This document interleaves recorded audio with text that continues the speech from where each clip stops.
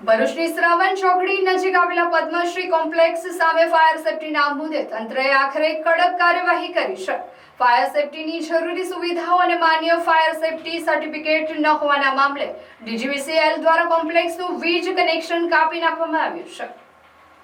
Surat regional fire officer દ્વારા ડીજીવીસીએલને પત્ર લખી ફાયર સેફ્ટીની સુવિધા અને સર્ટિફિકેટ વગરની બિલ્ડિંગો સામે કાયદેસરની કાર્યવાહી કરવા સૂચના આપવામાં આવી હતી, જેના પગલે નંદીલાવ રેસ નંબર 49(1) ખાતે આવેલા પદ્મશ્રી કોમ્પ્લેક્સ સામે કાર્યવાહી હાથ ધરાઈ હતી, જેમાં મળતી માહિતી મુજબ કોમ્પ્લેક્સના ચેરમેન, સેક્રેટરી, મિલકત ધારકો, કબજેદારો અને વપરાશકર્તાઓને અગાઉ અનેક વખત ફાયર સેફ્ટીની જરૂરી સુવિધા ઊભી કરવા તેમજ ફાયર સેફ્ટી સર્ટિફિકેટ મેળવવા નોટિસો આપવામાં આવી હતી।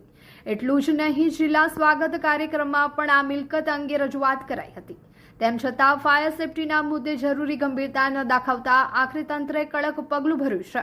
ગુજરાત રાજ્ય અગ્નિ નિવારણ અને જીવન સુરક્ષા અધિનિયમ 2013ની જોગવાઈઓ હેઠળ કાર્યવાહી કરવા મળેલી સૂચના બાદ ભરૂચ ડીજીવીસીએલની ટીમે પદ્મશ્રી કોમ્પ્લેક્સનું વીજ જોડાણ કાપી નાખ્યું હતું।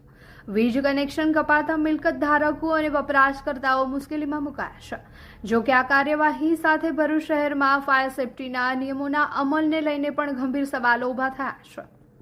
આ જે અમારા 2 દિવસથી લાઇટ કાપી ગયેલા છે, કોઈ અદાવતની અંદર અશોકભાઈ મહેતાએ અરજી કરી છે, કાપિયાવાળા અરજી કર્યા કરીને અમે લોકો હેરાન થઈએ છીએ। હવે કેવી રીતે અરજીને શું અદાવત છે અમને કંઈ ખબર નથી, પરંતુ હમણાં લાઇટ 2 દિવસથી અમે હેરાન થયા છીએ। શા માટે આવું કરવામાં આવે છે? વારંવાર આવી રીતે અમને લોકોને હેરાન કરવામાં આવે છે, તો અમારે શું કરવું હવે? આ લાઇટ કોણ કાપી ગયું? લાઇટ કોઈ જીબીવાળા લાઇટ કાપી ગયા છે ને ઇસ્યુ શું હતો? ઇસ્યુમાં શું છે કે ભાઈ ફાયર સેફ્ટીનું આજ કાપી છે, ફાયર સેફ્ટી માટેનું આપેલી છે એમને, એની અંદર એટલે ફાયર સેફ્ટી છે નથી, એના હિસાબે આ કેટલા એપાર્ટમેન્ટ છે અહીંયા? કેટલી બિલ્ડિંગ? આ બિલ્ડિંગ 4 છે, પછી A1, A2, A3 ને A4 4 બિલ્ડિંગ ને દુકાનદારો બી મને ઘણા બધા છે, પણ ફર્સ્ટ ફ્લોર પર છે, સેકન્ડ ફ્લોર પર છે, હા, પછી ગ્રાઉન્ડ ફ્લોર પર છે। અંદાજે સંખ્યા કેટલી વેપારીઓ? અંદાજે સંખ્યા લગભગ 25 સંખ્યા હશે અમારા વેપારીઓની।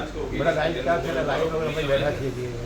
હવે એનું નિરાકરણ કેવી રીતે લાવશો? એનું નિરાકરણ તો હવે અમે અરજી પૂછો, કોઈ નિરાકરણ લાગતું મને કેવી રીતના નિરાકરણ લાગતું, કેવી રીતના શું કરીએ? અમે જઈએ છીએ બધી જગ્યાએ, એમ કહેવામાં આવે છે કે અરજી કરી દઈએ, ભાઈને સમજાવો।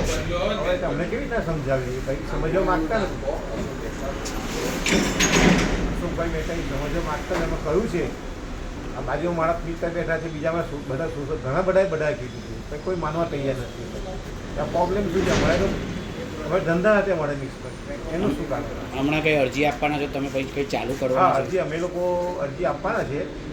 જે આપણા ફાયરમાં જઈ આવ્યો અમે, ફોર્મેટ આપીએ છીએ, અમે ફોર્મેટ આપીને અમે સહી કરીને બધા દુકાનવાળા સહી કરીને અરજી આપીએ છીએ। આ શું નિરાકરણ આવે છે હવે જોવાનું રહેશે।